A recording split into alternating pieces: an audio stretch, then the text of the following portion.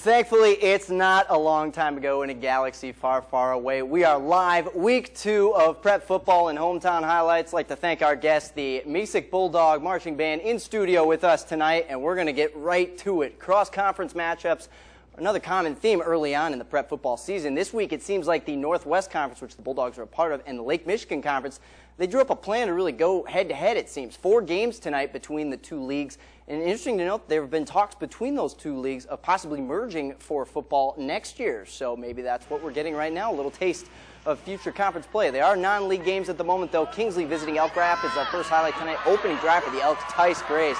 This guy's a handful. He gets a handoff, and he dukes and dodges everybody. A beautiful 40 yards worth of work. Later in that drive, QB Adam Troutman. He's done a QB sneak before, and he's going to do it again, and the fans love it. 7-0 Elk Rapids lead.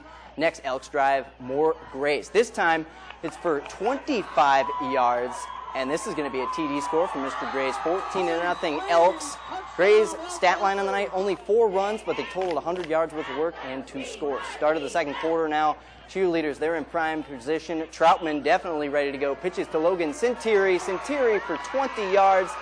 And it's going to get him inside the 10, and they like that play so much, they're going to go ahead between the two guys and pitch it to him again. Troutman to Sentiri.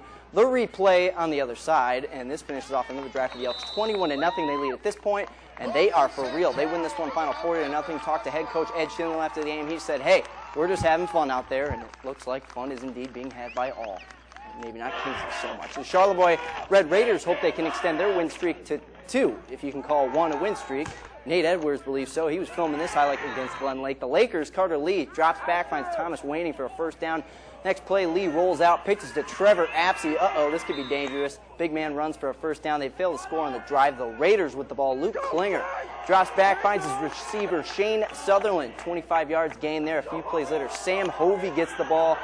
The ball is stripped, though, out of his hands, into the hands of a teammate. You don't see that too often. It's out again, though. Lakers capitalize with a fumble recovery. Then they're putting some points on the board. Lee looks all the way to Waning, and you can put the pieces together there. A huge gain. Lee, again, takes it into his own hands, or his feet in this case, and that boy is off. 100-yard dash for him, maybe the 25-yard dash. Beautiful touchdown score. Glen Lake rolls for the shutout win on the road, 28-0. Harbor Springs drumline, they're ready to go. They're playing another cross-league game against Frankfort. Both these teams very impressive in week 1. Let's see what happens in week 2. Frankfort gets the ball first. David Loney, the QB, swings right, decides to cut through the line. He dodges tackles, comes up short of the end zone. 2 plays later, Loney finishes what he started, pushes it through and extends his hand across that end zone. Cheerleaders loving that. But this is where things get ugly. David Walker for the Rams gets the handoff, and he makes it look easy as he trots into the end zone. 41 yards on the ground there. Next Rams drive, Walker will do it again. And this one was a little bit farther than 41. This one was actually 70 yards, and the Panthers are not able to keep up with him. The Rams scored 34 unanswered points in the second half, and they go on to win in impressive fashion at home, 40-12 tonight. I did stutter, but it was 40-12. Tailgating time up in Suttons Bay. Norseman hosting the Blazers. First offensive play for Kalkaska. Will Noble goes to the air. Justin Holtz says, hey, I got it. Runs right past his assistant coach, and I think he whispered to him. He says, I'm going for 6. And he's going to go for 6, and check it out. He's going to dive off the diving board to end it, or maybe just stumble, one of the two. Maybe his shoes were untied. Denard Robinson referenced there. 6-0 lead for Kalkaska. Norseman staying aggressive, though. They pounce on a Blue Blazer muff punt return. Zach Braden is the big fella, 88. He's going to be at the bottom of that pile. Gives Suttons Bay the ball still. They'd fail to score on the possession. Noble on the next drive for the Blazers. Back through the air, and it's Holtz again. It stays in bounds.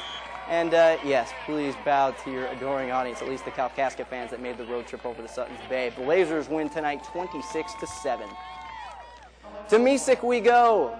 The Pep Band is ready to see these highlights, or maybe they're not. We'll have to see. In the second Toss to Jacob Truesdale. Truesdale outside for a big gain. We're going to check in on some Bulldogs defense, though. They're buckling down. QB Dylan Aller drops back to pass, but he's going to get picked off by Billy Bardo. I've heard Billy's a great guy. The band was telling me about him right before the game. He makes an impressive play here. The Trojans, though, are going to air it out, which they seem to do a lot in Lake City. This one, Drew Marion is the QB to Kevin Kunkel, and you're going to miss Kunkel because he's already way ahead of the cameraman. He's in the end zone for 6. Trojans running away with this one 56-0. Oh, well, we'll get more Star Wars music. It's all good. It's all good. East Jordan hosting Hillman. Both teams put up 55 points each in their opening victories last week. Let's see what happens here. Red Devils already up 6 in the first. The punt return here. Senior Noah Backus showing why he's a leader on this team, eluding everybody. This makes it 12-0, and they're going to go for 2 on the conversion. Noah Raymond delivers. Everybody does love Noah Raymond. The Tigers put themselves on the board, though, as well here. Mason Van Pamel is going to be the receptor for Hillman on that score, but more East Jordan here. Lots of scoring in this one. Raymond again coming up with a receiving touchdown. Pick him up on your high school fantasy team. Impressive catch there. Dustin Hedgeka then would add another score here for the Red Devils, and they in East Jordan are very happy because they're starting the season 2-0. They win 42-26 tonight.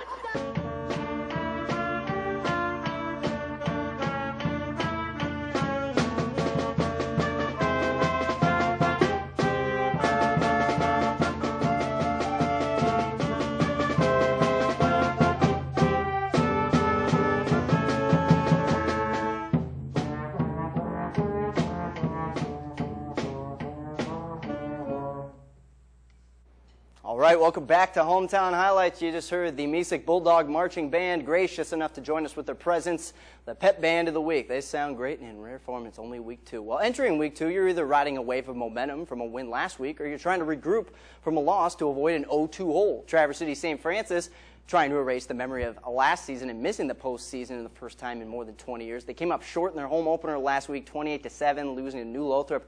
Now they get another hungry opponent, 0-1 Gaylord at Thurlby under the bright lights. Still scoreless in the second quarter. Stephen Fitzik finds Zach Pasternak, who scampers, and boy, does he elude some defenders. Unfortunately, number 7 is going to pull him out of bounds for the Blue Devils at the 25-yard line.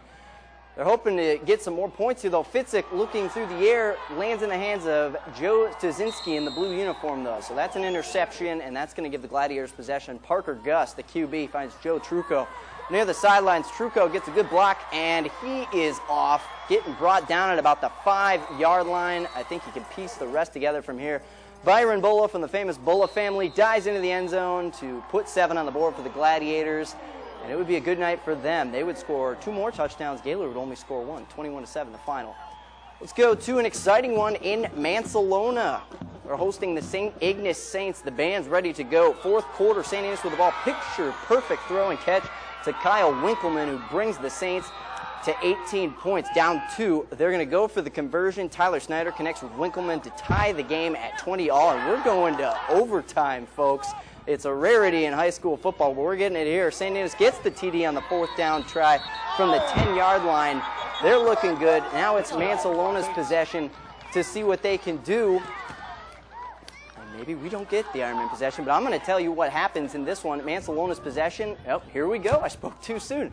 We're going to let it unfold for you. They're going to try and score here, but it's going to land in the hands of a St. Ignace Saint, and that's going to secure it 26-20. The final, the Saints win in overtime. From Mansalona to Manton, where the Rangers were taking on the Warriors of Forest Area in the first quarter, a low punt to number 20, Paul Korn, and Paul Korn is a dangerous man on punt returns. Don't believe me? Watch the highlight. Turns on the Jets, and the punt return is good. PAT was blocked, but still, it's good to start a game at 6-0 if you ask me. Still in the first Forest area on the move, but the Rangers are going to put up a brick wall. Crunch City.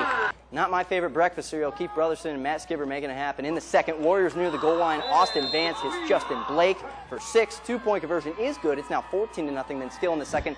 More Vance to Blake. These guys are good buddies. You can tell that much. This time a deep ball. They were clicking all night long. The Warriors go on to win this one on the road, 25-16. Sheboygan heading north of the bridge to play Marquette. QB Brett Place is the Redmond QB, and he's a dangerous one. Finds Kurt Burmeister 26 yards here 7-0 Redmond. Under a minute to go now in the first place. Passes to David Bayshaw. A great catch by Bayshaw. First down near the 20.